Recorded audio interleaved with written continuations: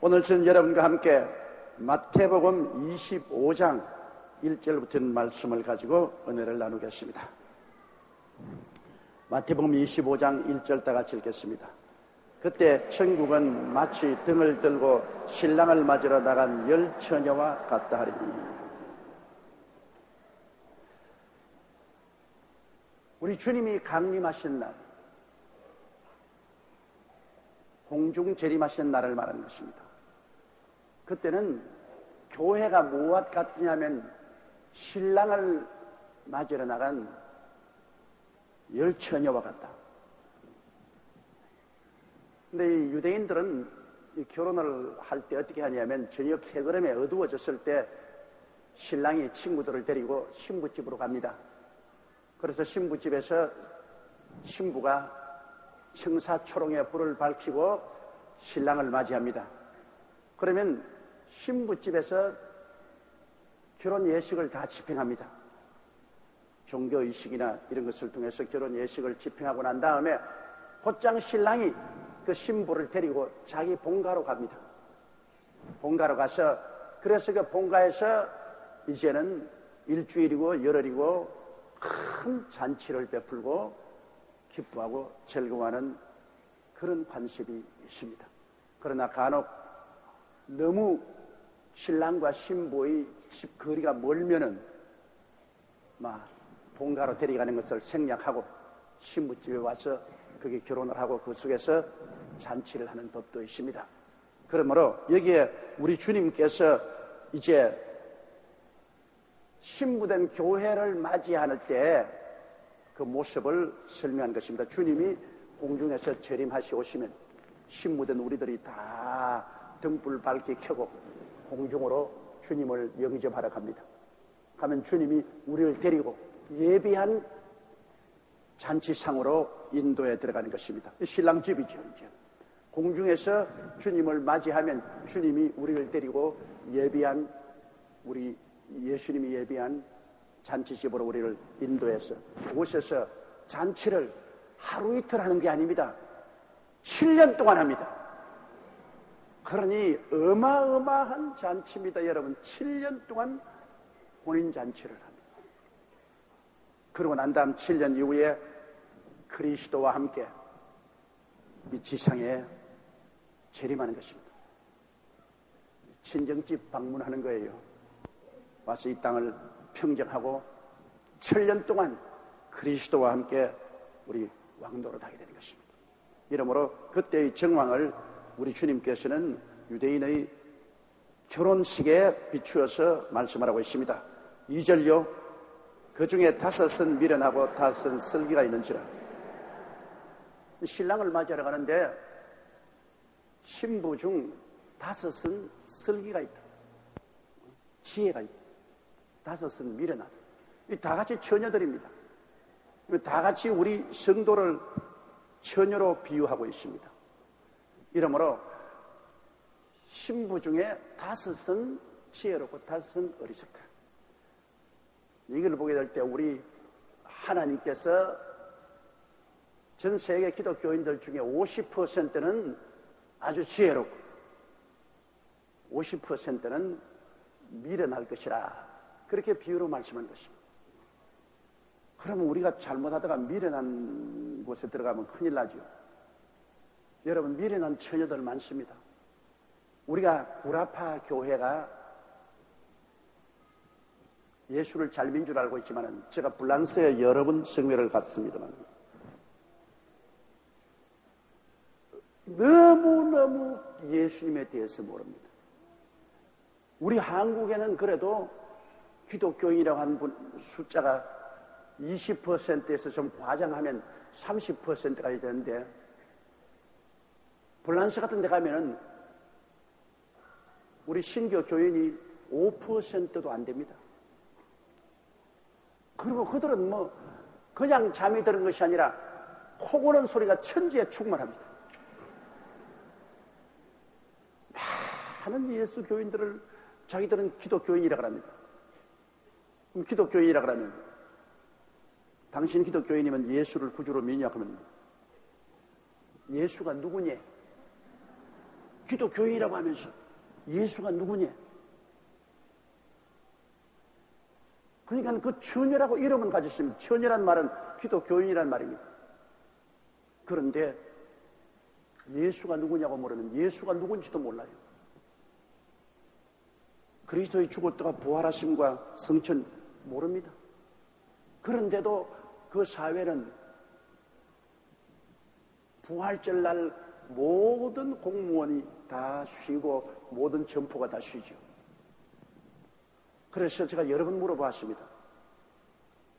부활절날 왜 쉬느냐? 국가가 쉬니까 쉬는 것이죠. 오순절날도 쉽니다. 근데 오순절날 왜 쉬는지 몰라요.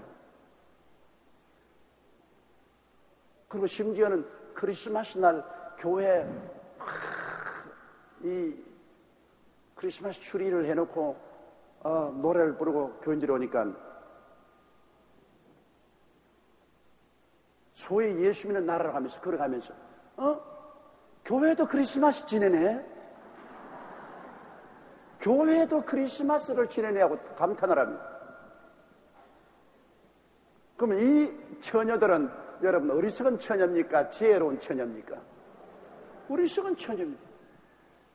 그 사람들 불교 믿는 것도 아닙니다. 이슬람교 믿는 것도 아니고 마호메트 믿는 것도 아닙니다. 그렇다고 해서 무신론자냐고 물으면 절대로 우리는 기독교인이라고 합니다. 그러면서 종교적인 형식과 이식은 다 입고 있으면서 내용은 전혀 모릅니다. 그러므로 여기 성경에는 10처녀 중에 5처녀가 미련하다고 하지만 내가 보기에는 미련한 처녀가 5처녀보다 더 많은 것 같이 보입니다. 저는 주로 백인 사회에 가서 부흥회를 하기 때문에 그래도 깨어서 기도하는 처녀들이 많은 곳이 영어권에 많습니다. 카나다, 북미 여기에서는 꽤 깨어서 기도하는 사람들이 많아요. 그러나 뉴질랜드나 오스트랄리아에는 영어를 사용하지만은 그곳에서도 깨어서 있는 크리스천들이 수가 대단히 적습니다. 그러다 라틴 계통 또 저 남비는 그래도 깨어서 기도하고 신앙을 준비한 사람들이 많지만은 프랑스나 포르투갈이나 스페인이나 저리 나가면 완전히 죽었습니다. 이렇기 때문에 이 세상에 다 주여 주여 한다고 해서 하늘나라에 들어가는 건 아닙니다, 여러분. 지혜로운 처녀가 되어야 공중재림할 때 들려 올라가는 것입니다. 공명이라는 것이 있어요. 주님이 외칠 때 우리 마음속에 그 음성이 함께 울려야 되는 거죠. 이심전심입니다. 주님의 마음이 우리 마음에 전달해 오는 그러한 영적인 교통이 있어야 돼요. 주님 따로 있고 내 따로 있는 것은 이건 죽은 영혼입니다. 그러므로 이 성경에 말씀한 대로 5은 미련하고 5은 설기. 그러므로 오늘날 우리 교계에도 미련한 성도들과 설기 있는 성도들이 함께 지금 모여서 우리 다 크리스찬이라고 해서 있지만은 벌써 하나님은 내용적으로 알고 계신 것입니다. 3절에요. 미련한 자들은 등을 가지되 기름을 가지지 아니하고. 이 등이라는 것은 우리 예수 믿는 사람의 신앙의 형식을 말하는 것입니다. 등, 주일날 교회도 나오고 세례도 받고 성찬도 참여하고 등은 가지고 있어요. 예수 믿는 형식은 다 가지고 있어도 기름을 가지지 아니하고. 그러면 기름이란 뭐냐? 기름은 성령을 의미하는 것이니까 성령 받지 아니했다. 성령 세례를 의미하는 것 아닙니다. 중생하지 아니했다 그 말인 것입니다. 예수 그리스도를 구주로 모시고 중생하면 성령이 우리 속에 와서 거하시는 것입니다. 중생해야 돼요. 거듭나지 아니하면 여러분 종교적인 의식과 형식을 아무리 가져도 성령은 그 속에 들어와 있지 않습니다. 제가 죄인을 석탄으로 비유했잖아요. 석탄은 아무리 씻고 갈아도 내내 석탄입니다. 내내 깜장물이 나와요. 석탄이 다이아몬드로 변해야 돼요. 석탄이 다이아몬드여야 희고 반짝반짝합니다. 그런데 아무리 물을 붓고 갈고 해도 석탄 자체는 다이아몬드가 안 돼요. 석탄 같은 죄인이 아무리 좋은 종교를 가지고 좋은 의식과 행동을 한다고 해서 그 사람이 의인이 되지는 않습니다. 예수님이 십자가에 죽으셨다 부활하신 그 어마어마한 고통과 압력을 통해서 석탄이 변하여 다이아몬드가 되는 것입니다. 우리는 예수 그리스도를 통하면 이 석탄 같은 죄인이 의로운 다이아몬드 같이 변화되고 마는 것입니다. 예수 그리스도를 통하지 아니하고는 용서와 의가 절대로 있지 않습니다. 그래서 교회 왔다 갔다 한다고 되는 것 아니에요. 정말로 예수 그리스도가 내 구주로 마음속에 들어오게 된 것입니다. 나는 참으로 옛날에 가슴이 안타까운 편지를 하나 받았어요. 동두천에서 자매님 한 분이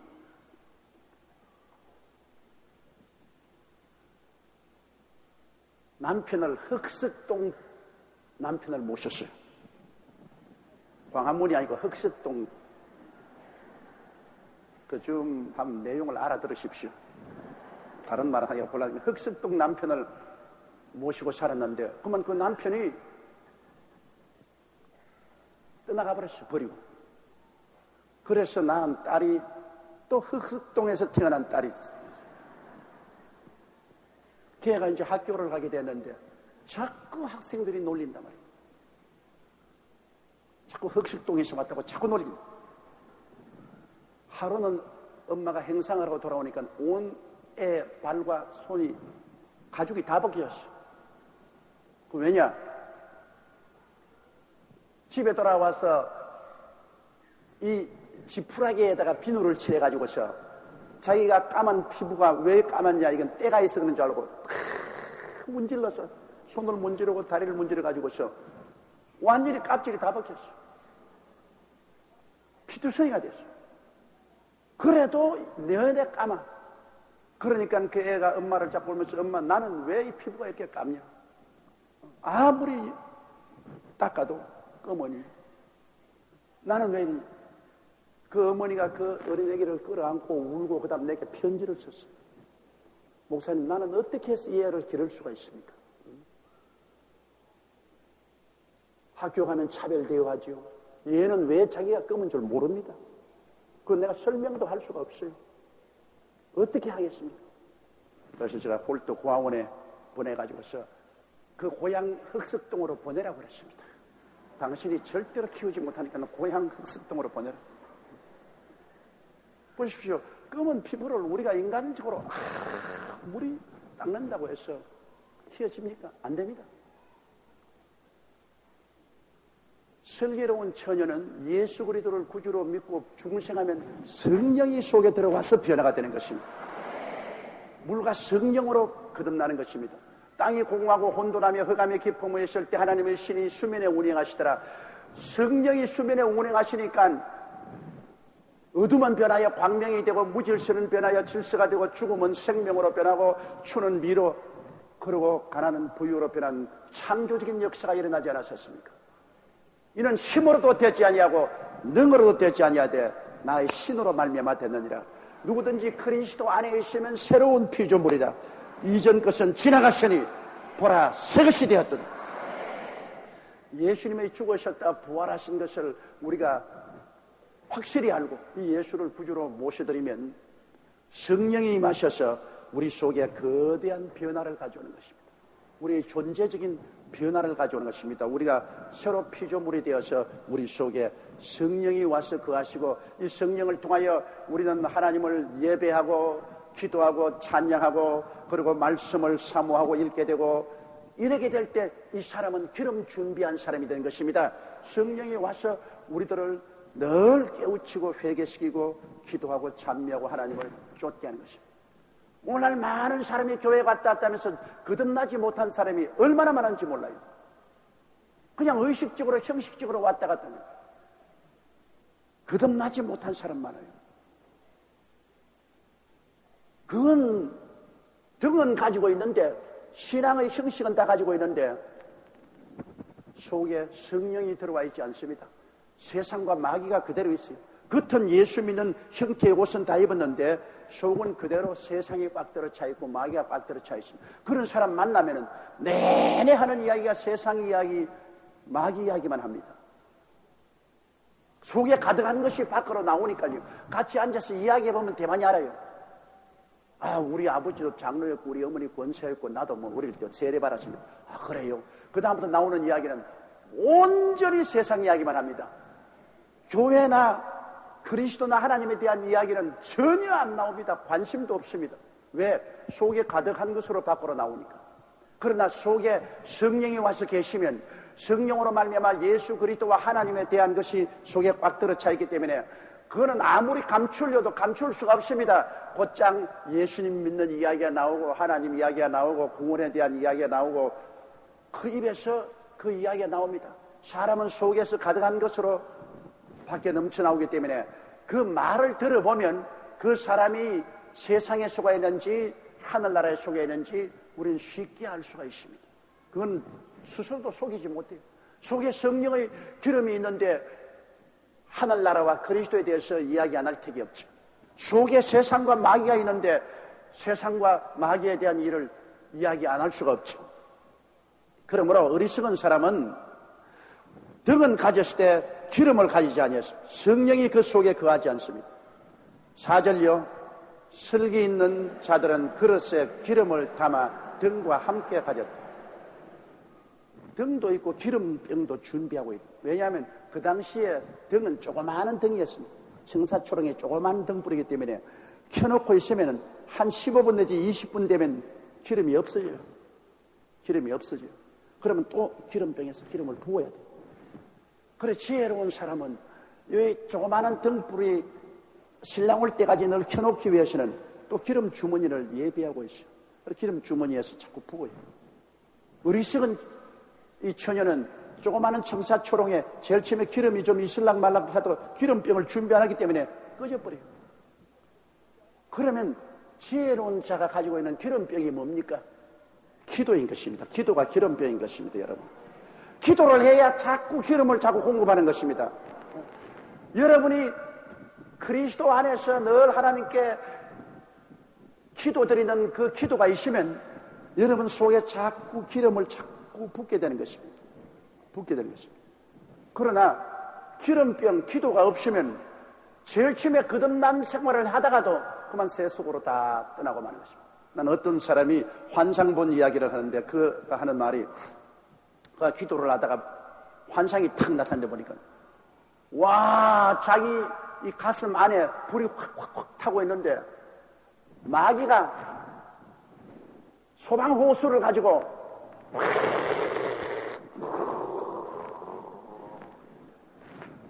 큰일 났거든요.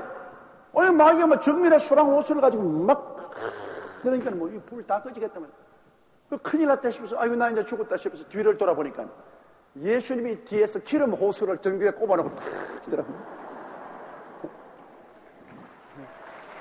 그러니 뭐 소방호수로 아무리 물을 해도 기름은 물 위에 뜨지 않습니까? 그대로 불이 타거든. 그래서 돌아보면서 아이 주님이요 이 기름 호수가 뭡니까? 그러니까 이것이 너희 기도다.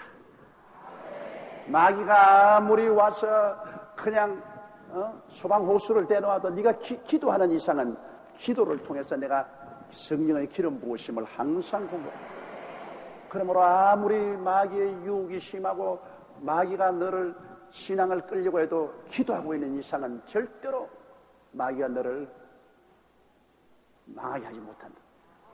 여러분 우리가 사는 이 세상은 마귀가 꽉 들어차 있습니다. 어느 곳에도 마귀 피할 수가 없어요.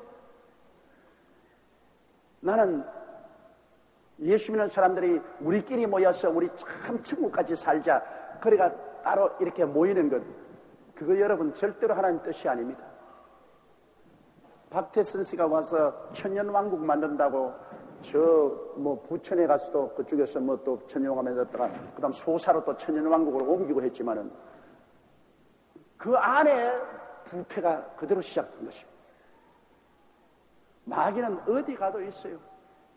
우리는 마귀가 온 세상에 꽉 들어차 있는데 그 마귀를 이기면서 살아야지 마귀를 피해가서 살 수는 없습니다.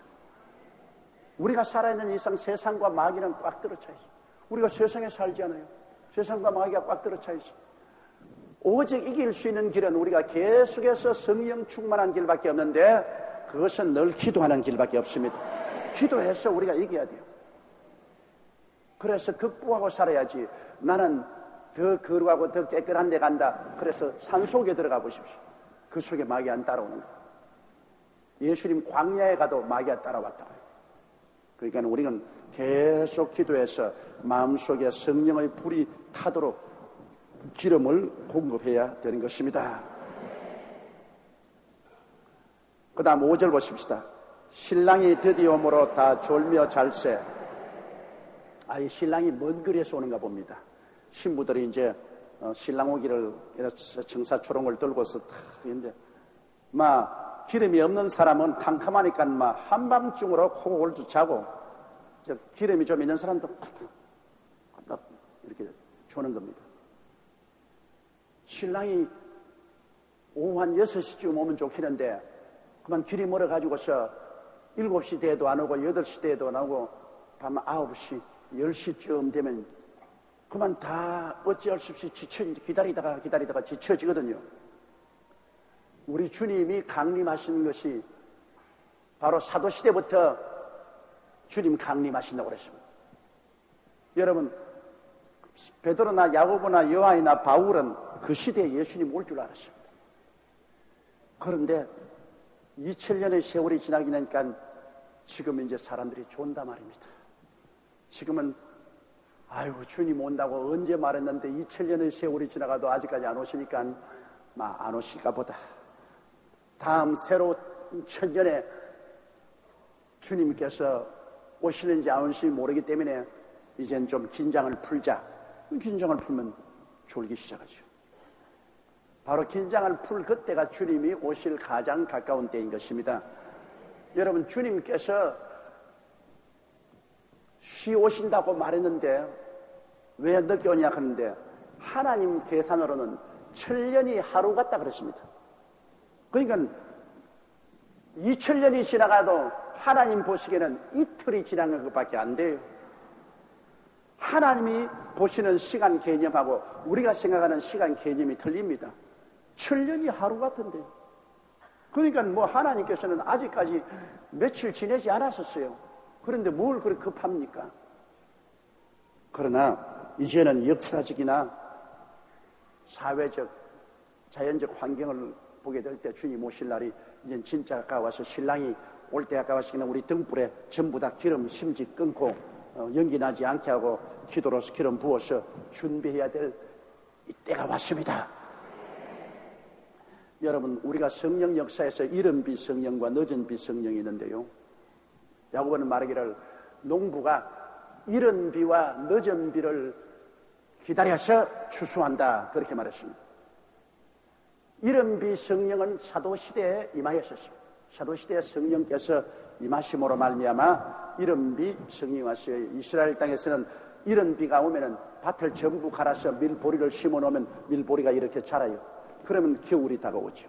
겨울에 내내 눈 속에 파묻혀 있다가 이제 늦은 비가 오기 시작하면 3, 4월 늦은 비가 오면은 눈 다 녹아버리고 보리나 밀이 와짝 자랍니다. 그러면 5, 6월이 되면은 그걸 이제 거두어드립니다. 그렇기 때문에 반드시 농사 짓는 사람은 이른 비와 늦은 비인데 사도시대에는 주님이 오신다고 말했지만은 이른 비 성령입니다. 이른 비가 와서 교회가 심어졌어요. 교회가 온 세계로 심어서 교회가 2000년 동안 이 땅에 전부 심어서 교회가 자라게 됐어요. 그러나 교회가 중세 암흑시대의 겨울, 혹독한 겨울을 지나고 그 다음에 봄이 다가온 것이 언제냐? 1900년도에 봄이 다가왔습니다. 1900년도 정월 달에 성령이 임하기 시작했어요. 성령이 임하기 시작해서 지금은 이제는 1999년이니까 100년 동안 온 세계의 성령이 비와 같이 임하셨습니다. 지금은 성령이 온 교파를 초월해서 심지어 카톨릭 교회까지 성령의 늦은 비가 임하는 것입니다. 그냥 늦은 비 맞고서 이제는 알곡은 확 자라고 쭉정이는 쭉정이가 되는 겁니다. 이제는 이른 비 성령으로 우리가 교회가 이 땅에 심어져서 자랐지만은 이제 열매 맺는 것은 늦은 비 성령을 받고서 열매를 맺는데, 이제는 여러분 온 세계적으로 성령을 받고 이제는 열매를 맺는데, 성령 늦은 비가 온 시간도 벌써 100년이 지났습니다. 100년이 지나요.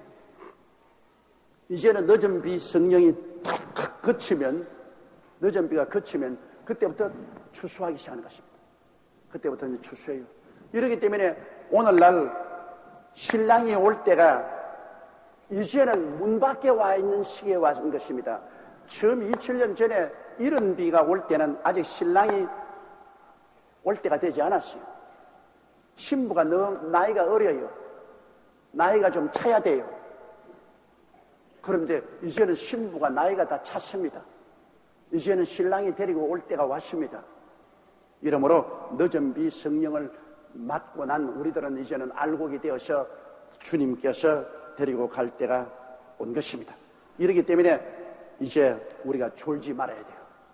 지금은 주님 오실 바로 직전에 와 있는 것입니다. 잠에서 깨어 일어나야만 되는 것입니다. 그 다음 6절에요. 밤중에 소리가 나되 보라 신랑이로다 맞으러 나오라 하며. 와, 신랑이 상당히 늦게 왔네요. 원래는 6시 내지 7시에 오게 되어 있는데 밤중에 왔어요. 밤 12시 한밤중에 오셨어요. 갑자기 소리가 납니다. 신랑이로다 맞으러 나오라. 주께서 호령과 천사장의 고함과 하나님의 나팔로 신이 하늘로 쫓아 강림하십니다. 근데 너무 깊이 잠든 사람은 호령이 들리지 않아요. 여러분, 내가 이야기 들어보니까 깊이 잠을 자는 사람은 밤에 와서 업고 가도 모른대요. 업고 가도 몰라. 우리는 잠기가 너무 밝아가지고서 바사락 소리만 나도 깹니다. 그러므로 깊은 잠을 못 자.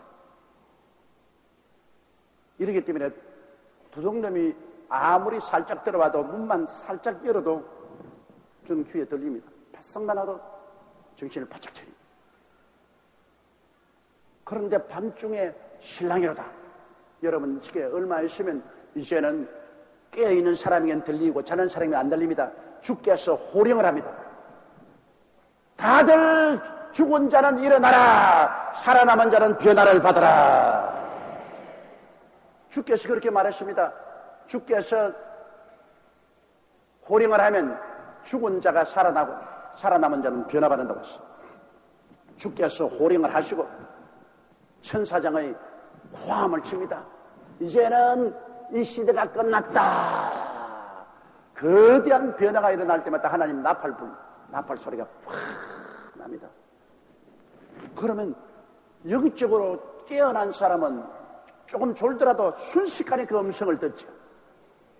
그러나 깊이 잠드는 사람은 주께서 호령을 하든 마든 천사가 고함 치든 마든 나팔 소리가 들리든 말든 그 내가 알 건 뭐냐. 나는 깊이 잠잔다. 완전히 세상 잠이 들어서 정신이 없어.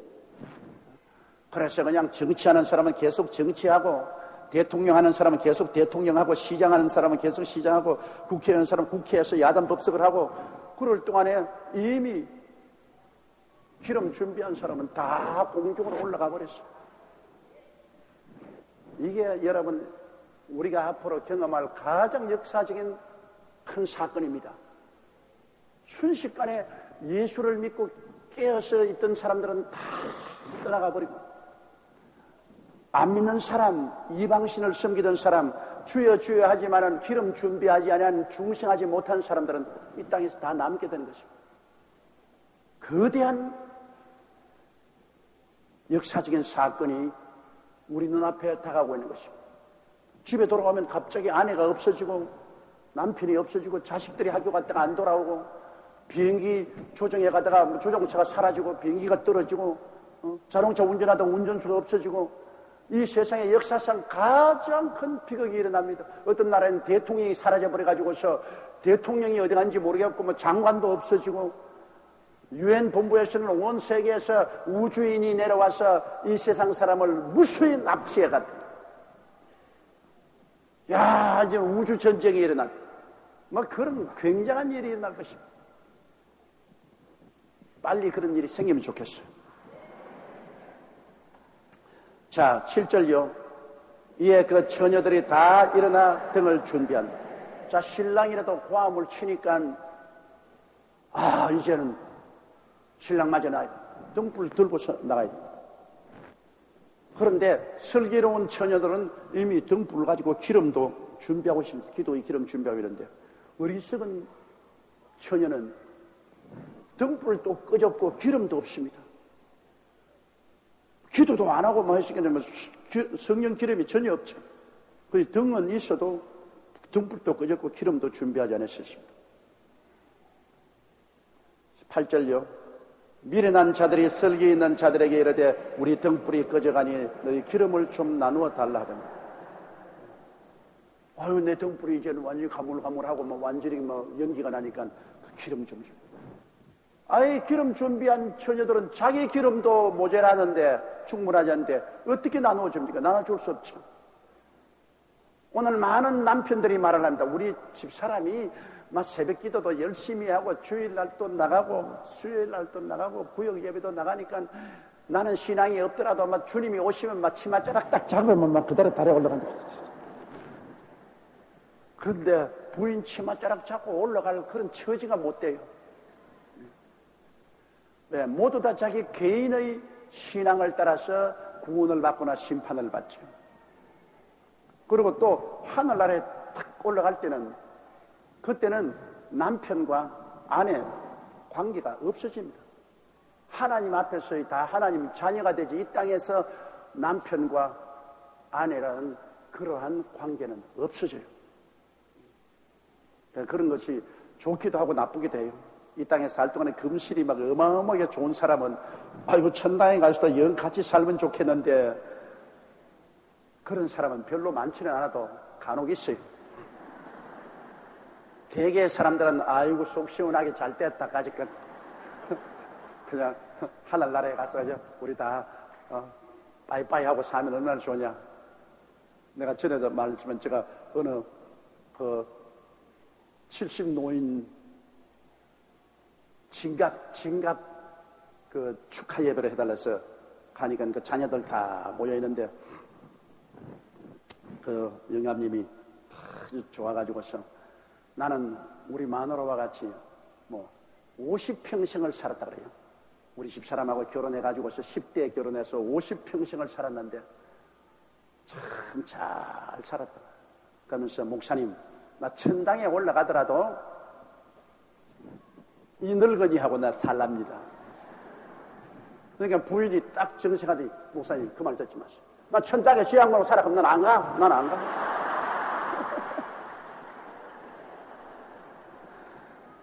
내가 이 땅에서 50년 동안 종살이 한 것도 내가 무지무지한데 천당까지 가서 저 사람하고 영원히 살라고요? 어림도 없는 소리 하면서 그러면 나는 안 가요. 안 가.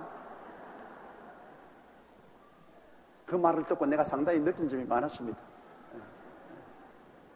이러므로 우리가 그날에는 시집도 가지 않고 장가도 가지 않고 다 하늘의 천사와 같이 주님 안에서 살게 될 것인데 그 이상은 모르겠어요. 하나님이 말씀을 안 했기 때문에 모르겠으니까 아주 젖과 꿀이 흐르듯이 금슬이 좋은 분들은 오늘 내 말이 별로 듣기가 좋지 아니할 것입니다만 그러나 천당에 올라가면 세상의 인간관계보다 훨씬 좋을 것입니다. 하나님이 좋게 해주시지 나쁘게 해주실 리가 없습니다. 이 세상의 삶보다는 월등하게 좋은 곳으로 들어가시기 때문에 그건 걱정할 필요가 없는 줄 알고 있습니다. 자, 9절요. 슬기 있는 자들이 대답하여 가로되 우리와 너희의 쓰기에 다 부족할까 하노니 차라리 파는 자들에게 가서 너희 쓸 것을 사라 하니. 우리 기름 나누어주면 너도 꺼지고 우리도 꺼진다. 그러므로 우리는 그냥 갈 테니까 너희 빨리 파는 사람에게 가서 살아. 파는 사람이 됩니까? 교회 아닙니까? 교회에 와야 기름을 살 수 있으니까 너희들 빨리 교회 가서 지금 회개하고 기도해야 성령 충만 받아라. 우리는 그냥 올라간다. 빠이빠이. 뒤에 오너라. 뒤에 올 수 있나요? 그때야 늦어서 그냥 주님 오신 것 보고 교회로 뛰어가니까 많은 교회에서 목사님이 없는 교회가 많고 장로, 권사십사 다 올라가 버리고, 그리고 현대주의나 신신학 교회 가면 목사님 혼자서가 찬송합시다 했는데 찬송은 무슨 찬송, 다 끝났던데. 9절에요. 10절. 저희가 살아간 동안에 신랑이 오므로 예비하였던 자들은 함께 혼인잔치에 들어가고 문은 닫힌지라. 자, 그러니까 기름 준비하지 않은 사람이 이제는 주님 오신다고 하니까 기름 준비하러 다 갔다. 이미 주님이 공중 재림하셨어요. 이미 중생한 사람은 다 공중으로 올라가고 난 다음에 문이 닫혔습니다. 여러분, 노아의 방주의 문을 하나님이 닫았습니다. 노아 방주를 만들고 난 다음에 그 노아와 8식구가 들어가고 짐승들이 다 들어가고도 한 주일 동안 열어놓았습니다. 마지막 기회를 주기 위해서. 그 다음에는 하나님이 문을 닫고 난 다음에 하늘이 물을 쏟고 땅이 솟구쳐 올랐습니다. 이처럼 하나님이 문을 닫아버리면 못 열어요. 더구나 여러분, 우리가 공중으로 올라가는데 하나님이 우리를 변화시켜서 데려오려고 난 다음 딱 문을 닫아버렸는데 그 다음에는 이게 아무리 부르짖은들 무슨 소용이 있어요. 우리가 제일 주의해야 될 것은 7년 환란 전에 기름 준비한 사람들은 먼저 공중으로 올라가서 주를 영접하고, 그 다음 7년 환란 동안에는 전 3년 반 동안 못 올라간 사람들이 그때 깨우쳐가지고서 그때야 하나님도 계시고 예수님 구원도 확실하고 하나님 말씀도 틀림없다고 해서 그때 회개하고 자복하며 저항합니다. 이제는 저 그리스도가 666 숫자를 받아라. 받지 아니하면 너희들은 경제활동도 못하고 살 수도 없다. 그런데 그때야 이제 깨어서 저항하는 사람은 다 죽임을 당합니다. 전 3년 반 동안에 무수한 크리스찬들이 순교를 당해요. 깨어있지 않은 처녀들, 그리고 적그리스도의 666 숫자를 받으면 안 된다는 것은 들어서 아는 사람들, 적그리스도에 저항하는 사람들은 모두 다 순교를 당합니다. 그래서 요한계시록에 보면은 전 3년 반 동안에 순교를 당한 수없이 많은 사람들이 보좌 앞에 나와서 지상에 있는 우리 원수를 갚아달라고 하니까 너희 동료들이 더 많이 목배임을 당하고 돌아올 때까지 기다리라고 그렇게 말씀한 것을 볼 수 있습니다. 이러므로 여러분, 지혜로운 사람이 되어서 주님 오실 때 들려 올라가는 것이 제일 좋지. 다 들려 올라가 난 다음 그때야 깨닫고 회개하고 부러지면 그때는 죽어야 올라오지 산채로는 못 올라가는 것입니다. 모두 다 목배임을 받은 영혼이 올라가서 그들은 7년 왕국이 올 때까지, 7년이 지날 때까지 기다려야 되는 거죠. 순교를 당할 것이냐, 그렇지 않으면 깨어있다가 들려 올라갈 것이냐, 이것을 우리가 알아야 돼요. 저희 마태복음 다 끝나고 난 다음에는 요한계시록 강의를 하려고 합니다. 그러니까 그때 가면은 여러분 더 자세히 알 수가 있을 것입니다. 주님께서 기름 준비한 치는 받아들이고 하늘문을 닫았습니다. 11절요. 그 후에 남은 처녀들이 와서 가로되 주여 주여 우리에게 열어주소서. 남은 처녀들이 와서 신랑이여 문을 열어서 문을 열어서 다 부활에 올라오고 난 다음 주여 우리도 올려가게 하소서, 우리도 올려가게 해주십시오. 밤을 치도 이미 때가 늦었어요. 여러분, 하나님은 때를 따라 모든 것을 아름답게 하신 것입니다. 구약의 시대는 율법 시대입니다. 그건 율법을 따라 사람이 통치합니다. 그러나 예수님 오시고 난 다음에는 지금까지는 은혜의 시대입니다. 값없이 주님께서 구원을 주시는 시대입니다. 얼마나 좋은 시대인지 몰라요. 우리의 애씀도 힘씀도 행위도 아니고 오직 믿음으로 말미암아 하나님의 은혜를 인하여 우리에게 구원을 주시고 축복을 주시는데, 이 은혜 시대가 끝납니다. 우리 공중 돌려 올라가면. 그러면 그때부터 무슨 시대냐? 심판의 시대입니다. 그때는 이제는 우리 행한 대로 갚아주는 심판의 시대입니다. 심판의 시대에 하나님이여 자비를 베풀어 주셔서 돌봐 주셔서 그거 없습니다. 심판받아야 돼요. 그게 남한 사람들도 다 심판받아 죽어야 올라옵니다. 시대를 따라 하나님께서 섭리하는 사실을 우리가 꼭 알아야 돼요. 언제나 하나님이 자비를 늘 베푸실 것이라고 생각하면 안 되는 것입니다. 하나님은 때를 따라 모든 것을 섭리하시는 것입니다. 12절요. 대답하여 가로되 진실로 너희에게 이르노니 내가 너희를 알지 못하느라 하였느니라. 나는 너희가 누군지 모른다. 문을 열어주소서. 문을 열어주소서. 나는 너희들 모른다. 왜 모른다고 했을까요? 중생을 해야 하나님의 자녀가 됩니다. 중생을 안 했기 때문에 하나님 자녀가 아니니까 하나님 모르죠.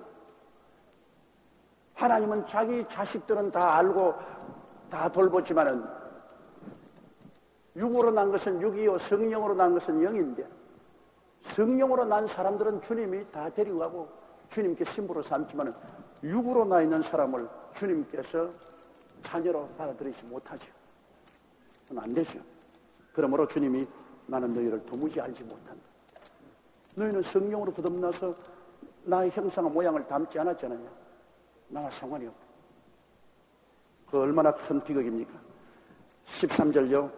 그런즉 깨어있으라 너희는 그날과 그 시를 알지 못하느니라. 우리가 주님이 언제 오실지 그 날과 그 시는 모르니까 이제는 우리가 주님 올 때가 가까울수록 깨어있으라. 그럼 어떻게 깨어있을까요?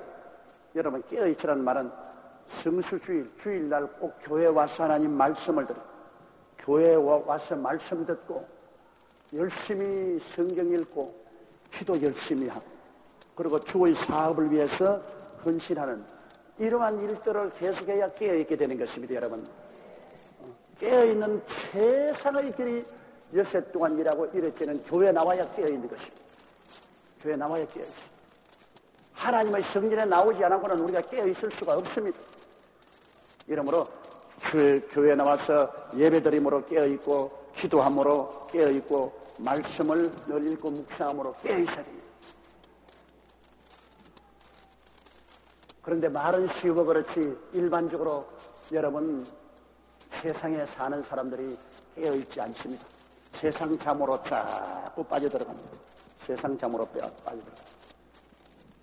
자꾸 여러 가지 변명을 해서 주일날 교회 나오는 것 점점점 멀어지고 그리고 말씀 읽는 것 멀어지고 기도하는 것 멀어지면 뭐 그건 그렇습니다. 이렇기 때문에 우리는 정말 서로 격려하고 서로 도와주어서 깨어있어야만 하는 것입니다. 14절요. 또 어떤 사람이 타국에 갈 때 그 종들을 불러 자기 소유를 맡김과 같으니 이제 이것은 상급 심판을 주님이 설명하는 것입니다. 여러분, 예수 안 믿는 사람은 멸망의 심판을 받지만 예수 믿는 사람은 상급 심판을 받습니다. 우리가 7년 환난 동안에 7년 혼인잔치가 있는데 혼인잔치 동안에 상급 심판이 있습니다. 이 땅에 사는 동안에 주를 위해서 얼마나 일했는가 그에 따라서 주님께서 상급을 주십니다. 이 땅에서 어떻게 주를 위해서 일했는가 여러분이 얼마나 많은 온라인으로 자꾸 하늘에 올려버렸는가에 따라서 여러분의 영광이 달라요. 어떠한 사람은 햇빛같이 빛납니다. 어이구 여의도 순복음교회 같이 되겠는데 어떻게 저렇게 찬란하냐 말이야. 그런데 어떤 사람은 같이 다 교회 다녔는데 달같이 맑고 좋아요. 그런데 또 다른 사람은 별같이 빛나 별도 금성같이 꼭지하게 확 빛나면 좋죠. 내가 오스트라리아 집회하러 가면 싱가포르에서 비행기를 타고 가보면 와 밤에 금성이 막 비행기 창창으로 보면 얼마나 밝은지 모르겠어.